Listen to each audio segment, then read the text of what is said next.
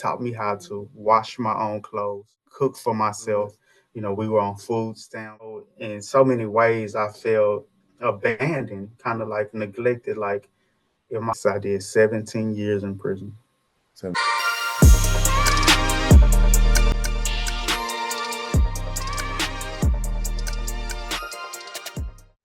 hey, it's Overcome Space and Equity. We're all about increasing assets and creating new space.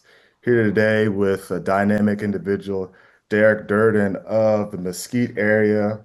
Deric, you're with Deric Durden LLC. You've got a very unique and dynamic story that I'd love to share. I'm appreciative of Bill McKnight, who's connected us. Bill and I worked about 8 years ago on a project when he was kind of a medical director for uh, a practice in Sunnyvale, and we just made it. Sometimes you just make good connections with people, and then you realize that those connections go beyond the scope of what you initially had in mind. So I appreciate him putting us together. And so, Deric, why don't you start off telling us your story? Where were you born? Tell us about your family dynamics. First of all, I want to say thank you for having me. And I do want to agree with you. Bill is a great guy.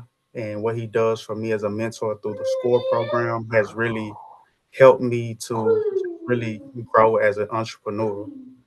And when you talk about my background, my childhood, you really asking me what is my why.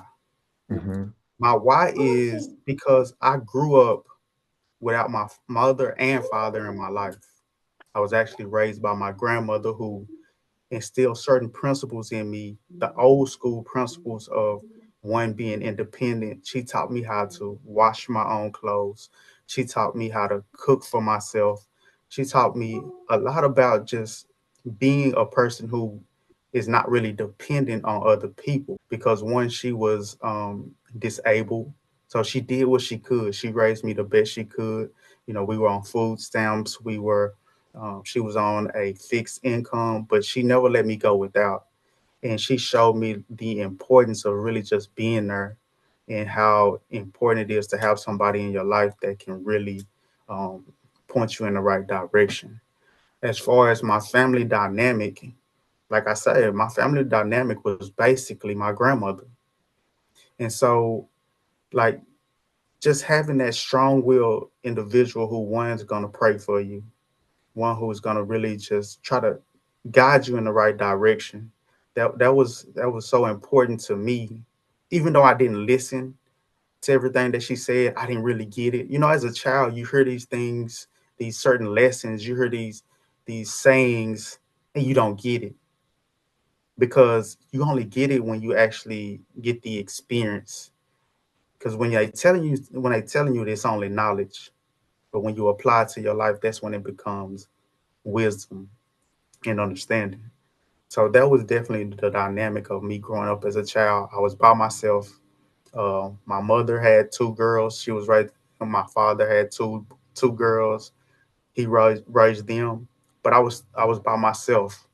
And so in so many ways, I felt abandoned, kind of like neglected. Like if my parents could raise my sisters, Hmm. I mean, why was I so isolated? Why was I by myself? And as I grew older, I kind of understand that everybody's dynamic, what they go through as a child, is basically a setup for who they are supposed to become as an adult. So grandma was that central figure in your life. Oftentimes, and I don't know if the elders do this on purpose, but they speak poetically and prose. Did you find yourself asking her these questions why, or did you internalize that about your parents not being in your life? Or did you ever present that to her, and what was her response? To be honest, I never asked Mhm. because I don't know, as a child, I never really asked those questions about my parents. I just felt what I felt. Inside of me, there was a void.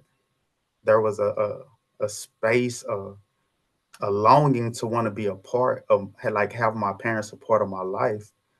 But I never really asked those tough questions. I never Mhm. asked my grandmother, like, why do they not come see me? Why am I not a part of their life? Why they're not a part of my life?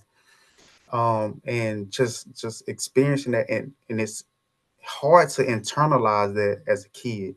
It's hard to understand that as a kid because like most children who grow up in separate households or without their parents, they always take that responsibility on themselves. They ask themselves, what did I do wrong? Or Mhm. what's wrong with me? Mhm. What why am I going through what I'm going through?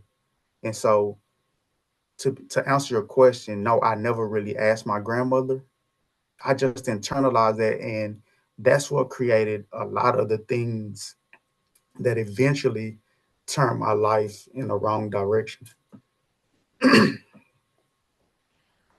So you mentioned that basically she taught you independence. She taught you the fundamentals of being a man or a autonomous individual. What would you, what would your 8-year-old self say her principles were, and therefore the family principles were? Her principles would definitely do what's necessary Okay. to provide for those that you love. If I was to take one thing from my grandmother and internalize it and live by, it's definitely to do what's necessary in order to make sure that the people that you truly care about have what they need in order to, really survive and really nourish and grow into the person that they need to become. Because she sacrificed. Like I said, we were on food stamps when they were actually paper, no Mhm. EBT cards. We had the brown, green, dollar bill looking food stamps, and I would walk Uh-huh. to the corner store myself. She'll tell me, "Hey, go get $2 worth of pressed ham, a loaf of bread," and I was that kid, like, because like I said, she was disabled, so I really was. I was her arms, her legs. I was there for her, just like she was there for me, and that's a lot for a kid, but it came second nature because that's what she instilled in me. So tell me about, I find that music tends to be the soundtrack of our lives, and we get captured in the moment where we truly enjoyed music for ourselves. We never really leave that era. So everybody talks about, oh, this is the best era. It really represents the music of their adolescence and young adulthood. What's the first song you remember memorizing? That's a tough one. Um, because I can remember going back to cassette tapes. Mhm. I remember like I remember one cassette tape. Now that you asked me that, one cassette tape that really sticks out. It was "Crucial Conflict." That song, it started out, "Crucial Conflict, come out and play," and I just remember playing that cassette tape over and over and over again, and I knew it word for word. And Uh-huh. so if it was that song, just talking about it brings back memories. And so like it's I never really even thought of this question until you asked me that, but definitely the Wow. Christian conflict was definitely the first song that I can really look back and say that I learned word for word. That's crazy. So you're from Texas, the Southwest. Crucial Conflict, they're out of Chicago. I've never heard of a non-Midwesterner bring up Crucial Conflict. That's crazy. Because as you know, back in the day, music was, you might not, if it's not from your area, you might not even have heard it. Right. So I don't know what the pipeline to Texas and Chicago was, but the fact that you're the first person I've ever heard that's not from the Midwest bring up Crucial Conflict. I Wow. mean, they really made great music. And Uh-huh. so for me, I guess it was like the rhythm of how they rap. Yeah. It set them apart. Twister had his rhythm. Um, Outkast had their rhythm in that time. Everybody had their own rhythm, but the Crucial Conflict rhythm, the group of the guys, man, they really had like a rhythm that I really vibe to, and that's what really set them apart from me. Okay. Interesting. Interesting. So definitely from your biological parents. there was a sense of abandonment, there was questions unanswered. Did that have impact on the decisions you made that landed you in prison as a young man? Tell me about that, your pathway. Right. Yeah. To be honest, like let's go back to the beginning. Let's talk about the void, the sense of neglect. And so Mhm. when you have those voids, you try to fill those voids with things that you feel like can make you feel better. And so Yeah. for me, I tried to fill that void with one girls. So I was having a lot of relationships with different females. Being a so-called player was looked upon as like a positive thing. Hmm. And so one of the things that I tried to fill the void was girls, and the next one was a gang. I ended up joining a gang and participating in activities. I was at the club 6 nights a week. I thought that was what life was about. It was about fun. It was about, trying to talk to different girls. We were getting in different situations with different people from different neighborhoods, getting into different fights and arguments and disputes. And in that time, not understanding the totality of the situation, I felt like it was fun. I was like, maybe this is life was about. And I think that a lot of us go through that, especially from that age from the end of high school going into college, where we do a lot of experimenting, trying to find ourselves, trying to basically just gain a sense of identity. And for me, at that point, that's what I identify with, the images of, because at that time, G Unit, 50 Cents, all those individuals. I graduated in 2003, so 50 Cent, G Hmm. Unit was like the hottest thing going, and I identified that, like you said, going back to music. Sometimes we try to find our identity in music, because those are normally either basketball players or artists, or normally the people who we look up to, especially in our community. So I identify with 50 Cent, G Unit, and I took on that image, and I portrayed. It was really a mask. It was more of a charade, or like a facade that I embodied, and it really wasn't who I was. I didn't really, step into understanding myself until I actually had to be separated from society and actually have to face myself and some of the decisions that I made. But it definitely stemmed from the absence of my mother and father, and needing to the necessary ingredients in order to be a healthy child, missing those ingredients, then filling those voids that I had with not having my parents around, filling it with things that were more superficial and not healthy for me, which led me down the road of being separated from society. That separation from society, if I'm not mistaken, you shared was 17 years. Yes, I did 17 years in prison. 17 years. So I believe life has rhythm. So if you did 17 years in prison, what were the 4 seasons of those 17 years like? As far as tell me, the process was different over those 17 years. So tell me about that process and what did it look like? If you could Okay, break it down in 4 seasons. okay, break it down to 4 seasons. Let's start with spring. Mhm. Spring is like the new beginning, where everything starts to, you know, starts to regrow. Entering into prison, I had to change my idea of what life was. Mhm. Coming from a place of what we call in society as normal, to a um, place where everything is different. One, you go in a prison, you don't know what to expect. You hear all these horror stories of stuff that happens in prison. So in your mind, you're trying to adapt your mind to prepare for all this negativity. And so for me, it was truly a blessing that I didn't experience all the things that I felt like I was going to experience. Yes, I did get into some fights. Yes, I did have arguments with correctional officers along that path. But initially, I really just tapped into myself. It was a new beginning. I went before I went to prison. My nickname was Kool Aid, because I smiled all the time. But then when I got to prison, I told them my name was Derek. And so in prison, you don't go by your government name. It's like an unwritten rule. So they started calling me Lil D. So I went from Mhm. Kool-Aid to Lil D in that transition. And so um, because at that time I went in prison at 20 years old. I was still young compared to everybody else. So the spring would be just the switching of a mind frame from society to facing the new experience, a new environment of what prison is. Then my second season, so from spring we would go to summer.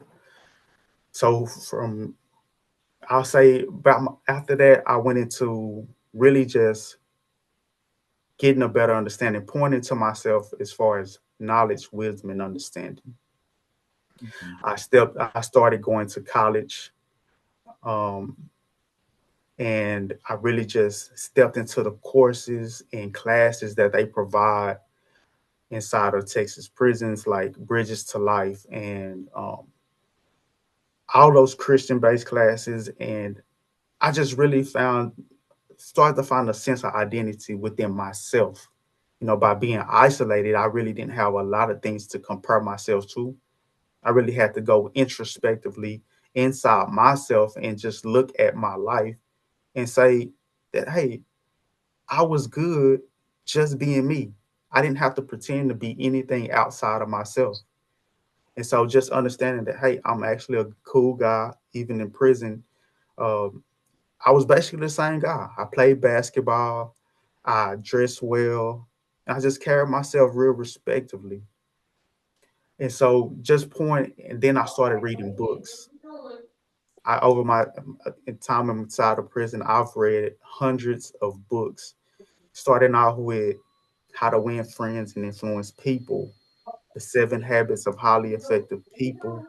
And once I tapped into reading, um, it really opened my mind. I started tapping in so many different resources, so many different books, and just really identifying with the tools or qualities that I was born with and how to apply them.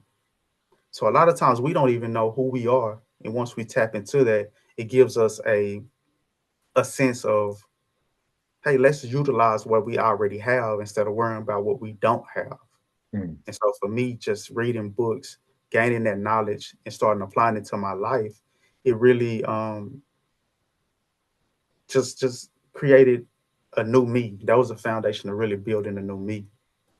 And then I did go into a winter season where uh, I started making a lot of mistakes. While I was in prison, I had a lot of relationships with the female correctional officers. At one point, I got married to a female correctional officer, and I was having intercourse with female. I was just really just I had kind of like backslid Mm. to like just uh, stepping outside of who I began to know who I was. I guess it was a period of just really just trying to, you know, sometimes you find the good, but you also have to experience the bad to balance out. So I Yeah. experienced some of the bad qualities that I um, also had within myself, because you got to understand that being away from your family and friends for 17 years, um, it can be hard because you're going to lose people. In my situation, I wasn't able to go to any funerals. I wasn't able to Mm. be just connect with my family. The whole time I was in prison, I have to say my family did support me. They came to see me. They sent me money to make sure I had everything that I need. They sent me books so I can continue my education. And it was just a blessing to have that support system when so many people don't have that support system. They have to, in order to really survive, sometimes they step deeper inside of prison and start doing things that people in prison do, from hustling to um, just different things that uh, people can lose themselves deeper inside prison. And I was just blessed that I didn't have to go that far in order to survive. And another thing that really kind of affected my life. My daughter was born 2 weeks after I left to go to prison. My daughter was born 2 weeks after I left to go to prison. So the first time I saw my daughter, she was 5 years old. And so being absent in my daughter's life and just really just understanding the absence that I had in my childhood, I basically Mm, did the same thing to my daughter because remember I did 17 years in prison. yeah. So I didn't come home till she was 17 years old, 6 months before she graduated from high school. So from the time she was born to right before she graduated from high school, I wasn't a part of her life just like my parents weren't a part of my life. And the reality of that within itself was, it's a heavy burden, even though now we're cultivating a relationship, but that definitely was a heavy burden on me. And just really just uh, carrying that burden and continuing to strive on was a struggle within itself. And then the last season, I would say I tapped into Toastmasters. I tapped into the Prison Fellowship Academy, which it opened my eyes to what I do now. Toastmasters was a tool that really got me to understanding the purpose of sharing your story and how your story can help other individuals. How some things that you experience you can share and impart on other people to help direct them with different paths, showing them that there are different alternatives. And because of your story, you have a certain credibility that somebody who has not been through what you've been through can really, that certain individuals will take you more seriously. They will open their minds and hearts and ears to you because of what you've been through instead of someone who's never been through certain things. And so that last season of my incarceration, I really tapped into prison fellowship. I tapped into Toastmasters. I connected with different individuals who were in prison but are now being successful. That's when I tapped into individuals like Keegan Brewster, Twan Wynn, Wallow 267. These individuals spend multiple years in prison, but now they're all multimillionaires. They are making impact. They are changing lives. They are showing you that your past does not have to define you.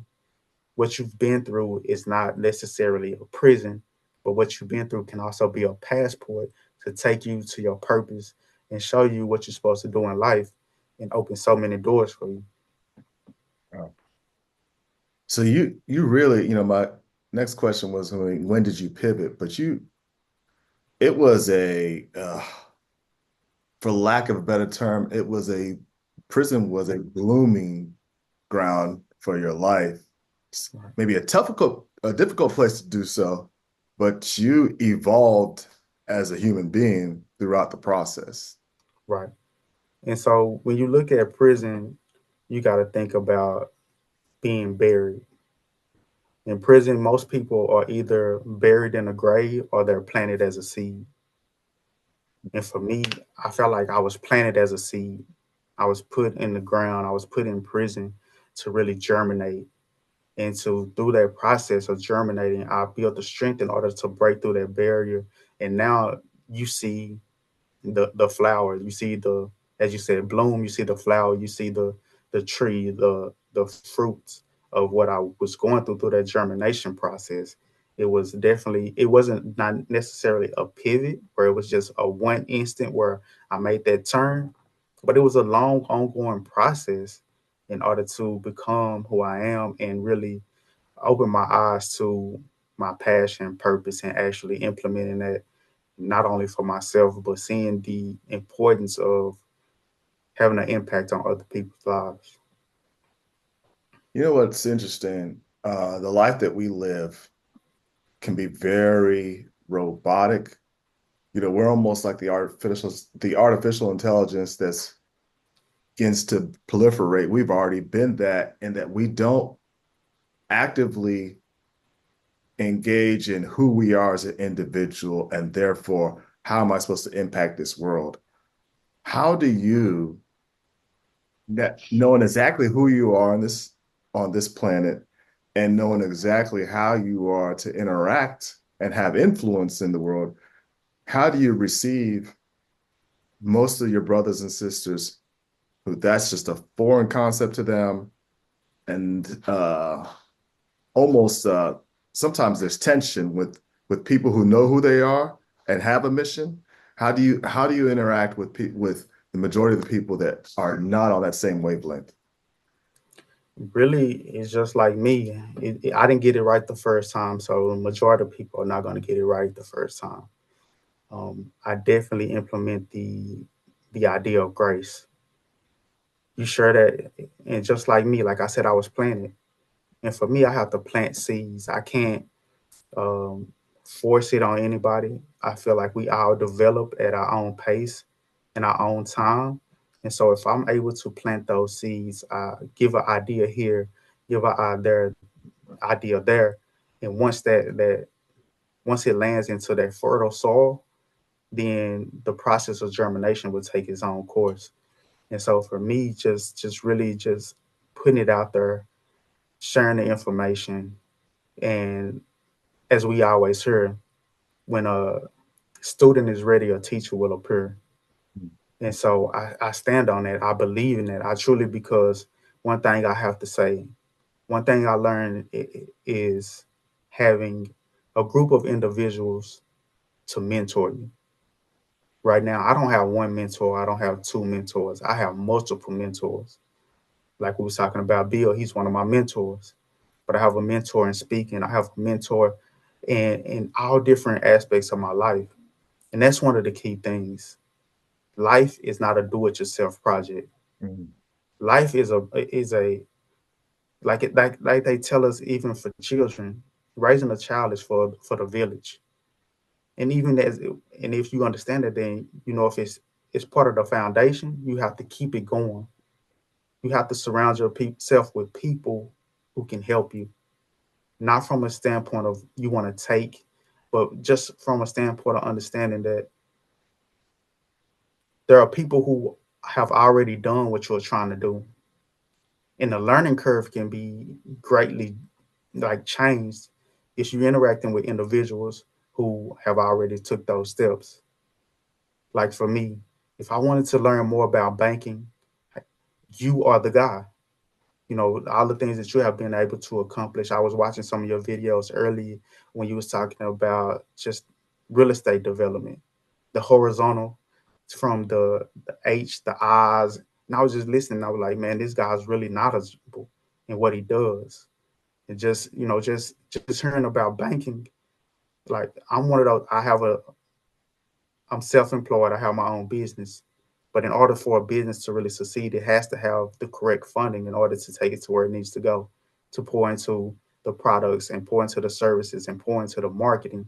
So one thing like I said, just to get back to what I was saying, it's about creating creating an environment, creating a community around yourself with people who celebrate your wins, encourage you in your losses, and are willing to pour into you to help you get to where you're trying to be, pour into you to really uplift you and encourage you to really stay on the path, stay consistent, and just grow into your purpose and live in it. Wow. I was looking at a couple of your videos, and there was a video you had on the gram speaking to the history of the attack of Black masculinity. Um, I observed that masculinity across the board in the United States has been attacked. Of course, it's always augmented with us. Why do you think masculinity is seen as a negative connotation in our society? Well, it goes back to the implementation of certain systems from many years ago. Mhm. And the implementation of that system understood that if you remove the head, the body will fall. Mhm. And so, in the implementation of that system, they cut the head off in front of the rest of the body. Mm. And so the rest of the body was like the when the system cut off the men, the women and children were watching. So it started a ideal in women. It started the mentality in women that these men are supposed to protect us, but they're not even able to protect us. And so over time, that seed was continuously planted, and then us as men, we even started to project the lack of ability to be the men that we were supposed to be. We were creating children and not being there for them. We was bouncing from relationship to relationship, not really pouring into our women. And so it really became a part of our culture for men to be quote unquote inadequate in our roles as being a man, as a leader, as being the person who's supposed to be the head of the household. And by default, women had to step up and fill those voids, fill those roles that we as men were not. And this is general, this is not every man, this is just certain situations. The ideal, these women had to step up. And then when they did step up, they started fighting for equality. Women empowerment is a whole movement. And so stepping up into those roles and trying to fill those void that was left for them, um, it, it it just really perpetuated the idea that we were inadequate to fulfill Mm. our roles, and it empowered them to feel like they didn't need us. And that's why today's time, you hear Mm. this that statement: "I don't need a man for this. I don't need a man for that." But if we truly understand the design of a family, then we know that a man is necessary. Just like everybody has a role on a team, everybody has a role within a business, everybody has a role within any organization, and that role is important in order for the totality of that organization to run effectively. It's the same thing for the family, whether it's black, white, Hispanic.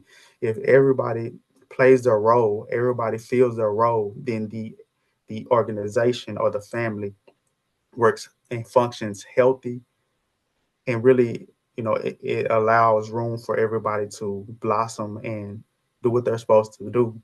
But to answer your question, the attack on masculinity has so many different parts, moving parts. And the biggest role is us as men. We haven't stepped up to be the fathers, the husbands, the providers that a lot of times, again, this is just a general statement, not for every man. It does not describe every man, Mhm. but for a lot of us, it does describe. And because, some of us are in prison, some of us are playing video games all day. Some of us are not doing what we know we're supposed to be doing. And so, like I said, women had to step up in order to provide for themselves and the children to keep the family going in our absence. And that's why a lot of us are now looking at society, looking at social media, and we see a culture of women feeling like they don't need a man, and a society of men who feel like it shouldn't be like that, Mhm. for lack of better words. If we take the lead as we should, we step up, we are accountable, and we are providers. Will the women come back? Is that what's needed? Or do we need them to be the encourager that they're designed to be for us to step up? What is your talk? Because right now there's that gulf, there's that divide that you described where they don't need us for anything. This is a thought process, but then not fully satisfied with their state, even when they accomplish all that they thought they sought out to do. Yes, going back to the design, once we step back into our role as far as how it was designed for us to be, I feel like that everything else will fall into place, because we got to understand that women are basically fluid. They are um, basically like liquid. They they they are Men are the glass and women are the water. They take the shape. The water takes the shape of the glass.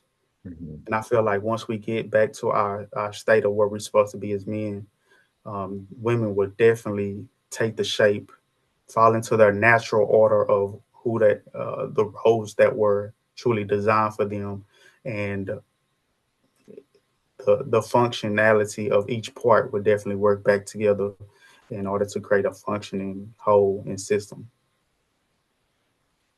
Deric, are you walking out your legacy the way you see fit? At this point, yes, I'm really stepping into my legacy, and because with every with every step or with everything that you're building, because you have to build a legacy. There's a process. There's a step by step process. Once you Because everything starts with the mental. You have to picture, you have to see your legacy in your mind before you even start creating it. And for me, I have the picture of my legacy in my mind of making an impact, showing different alternatives, helping children, helping individual, helping parents, helping people on all levels. And I'm actually stepping into that. I recently spoke at a youth event for mental health, and I, it was amazing how from that I've connected with so many different people, and it opened so many doors for me to actually walk in that purpose. It's truly been a blessing, and I just continue to stay consistent. And I'm just actually going through the steps now to build that legacy and walk out that legacy. And it's just been a truly a blessing in order to just walk into that and step into that. Well, I've been appreciative of your time. I love when people are take action individuals. That was something I recognized immediately, even just through emails. I said, "Oh, this brother knows exactly what he wants and what he needs to get done, and I'm gonna do my part." It's Right, interesting when you walk in the way you're supposed to be walking, when you're walking in that legacy that you described, your people will find you. right. You never are short of your resources. So I'm glad to have had a touch on your path, if you will. And I'd like for you to share, Deric, if people need to reach out to you, connect with you, how do they go about doing that? I have my own website. It is DericDurdenLLC.com. I'm on Facebook, Deric C. Durden. Look it up on Facebook and Instagram. On TikTok is Deric D90. And you can reach me on all those platforms. You can connect with me directly. My email address, my personal email address is Derek@DericDurdenLLC.com. I reach out, I answer all calls. I'm very active. If you are a organizer of a church and you want somebody to come in and speak, I'll speak to the kids. I can speak to the congregation and just really show them and talk to them about how God can come into your life and really um, change the trajectory of your life. If you have if you're part of a college, I come in and I can speak on criminal justice, the effects of how the criminal justice system is having such a big impact on so many lives. If you have a corporation, I can talk to you about diversity and how you can implement different types of people, especially people with a background who have changed their life, how you can utilize, because people in prison are some of the most creative and talented people um, that you can think of. And the thing about it is they're in prison because they use their talents in a negative way. But if you're able to provide for them an opportunity to use those talents in a positive way, they can make a great impact and they can make a lot of changes and create a bigger stream of revenue and creativity within your organization. And so, um, on all those different levels, if you have a nonprofit organization, I'll come in and speak and uplift and encourage. I'm about to graduate from entrepreneurship school, the Bishop Omar School of Entrepreneurship. I will be speaking at graduation also. And I'm just really just opening my doors to pour out and pour into the lives of every individual who I can speak to and just be a part of and create lasting and positive change in the lives of the people I come in contact with. That's excellent. That's excellent. So again, this is Obi Chikuma Space and Equity, where we believe in increasing assets and creating new space. You can reach us on our platforms, which is at Space Equity on YouTube. On Instagram, we're OB underscores empowers.